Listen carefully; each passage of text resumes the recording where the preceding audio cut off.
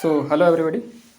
तो आज RRB NTPC graduate levels CBT 2 का एग्ज़ाम हो चुका है। उसके कुछ प्रश्न हैं, लेट्स डिस्कस। पहला प्रश्न है, भारतीय संविधान में कौन से मौलिक अधिकार केवल भारतीय नागरिकों को दिए गए हैं? प्रश्न का उत्तर होगा आर्टिकल 19, क्योंकि आर्टिकल 15, 16, 19, 29 और 30 केवल और केवल भारतीयों को दिए जाते हैं।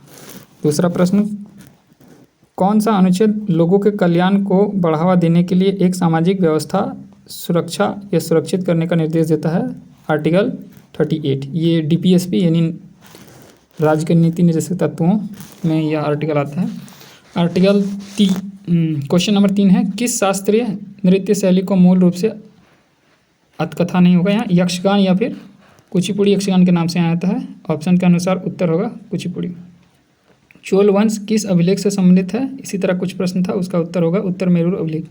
सम्राट अशोक के अधिकांश शिलालेख किस लिपि में लिखे गए थे? तो उत्तर होगा, क्योंकि ऑप्शन के हिसाब से ब्राह्मी लिपि उत्तर होगा।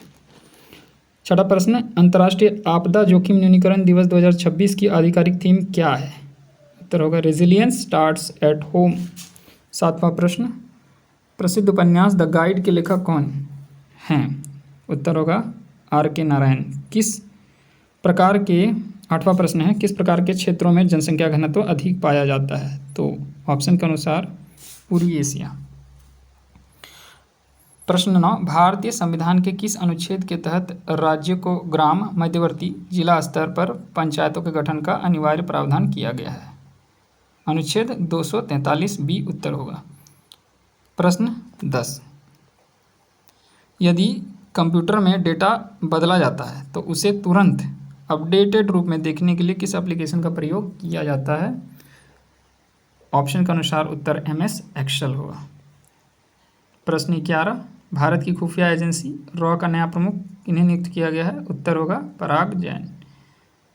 क्वेश्चन नंबर 12, वैश्विक स्तर पर आक्रामक पेड़ पौधों को नियंत्रित करने और उनसे पारिस्थितिकी तंत्र को बचाने का कार्य जैव विविधता पर अभिसमय CBD द्वारा भारत में राष्ट्रीय स्तर पर यह जिम्मेदारी मुख्यतः किस मंत्रालय की है? उत्तर होगा ministry of environment, forest and climate change. अगला प्रश्न है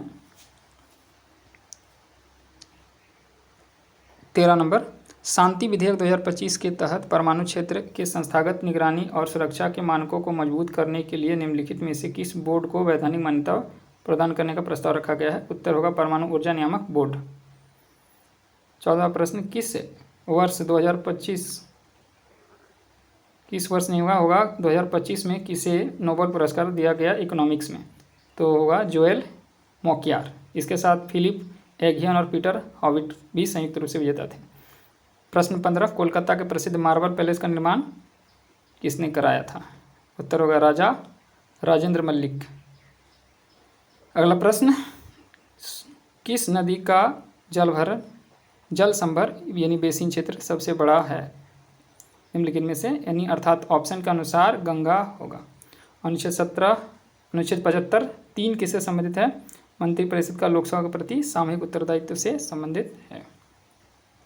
प्रश्न 18, यदि किसी पारिस्थितिकी तंत्र में बड़ी मात्रा में रासायनिक कीटनाशकों का उपयोग किया जाता है तो निम्नलिखित में से कौन सी घटना की श्रृंखला होने की सबसे अधिक संभावना है? सभी पोषी स्तरों में ऊर्जा स्तर घटता है इससे तथा अपघटक बढ़ते हैं, यही उत्तर होगा।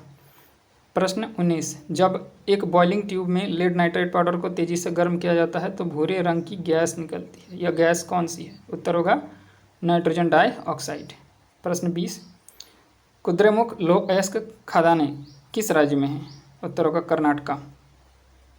प्रश्न 21, कपास की खेती के लिए सबसे अच्छी मिट्टी कौन सी है? तो उत्तर होगा काली मिट्टी। प्रश्न 22, पंचायती राज की त्रिस्तरीय व्यवस्था में तालुका किस स्तर पर आती है? तो इंटरमीडिएट लेवल या मध्य स्तर या ब्लॉक स्तर। एक प्रश्न था, शक्ति का सूत्र क्या है? तो P बराबर W/T। P शक्ति है, W वर्क है और T वर्क में कार्य है, T माने होता है समय। एक प्रश्न था कि ल्यूकोप्लास्ट यानी प्लास्टिड का आलू में क्या कार्य है, इस तरह का कुछ था। तो ल्यूकोप्लास्ट आलू में पाया जाने वाला प्लास्टिड को ल्यूकोप्लास्ट, विशेष रूप से एमिलोप्लास्ट कहा जाता है। इसका कार्य है स्टार्च का भंडारण और ऊर्जा आरक्षित रखना। एक प्रश्न था लॉन्गिट्यूड एंड लेटीट्यूड को मापने में जिसका यूज करते हैं उसे क्या कहते हैं, तो उसको भौगोलिक निर्देशक यानी ज्योग्राफिकल कोऑर्डिनेट्स कहते हैं। ये उत्तर होना चाहिए उसके प्रश्न ऑप्शंस के हिसाब से। Thank you.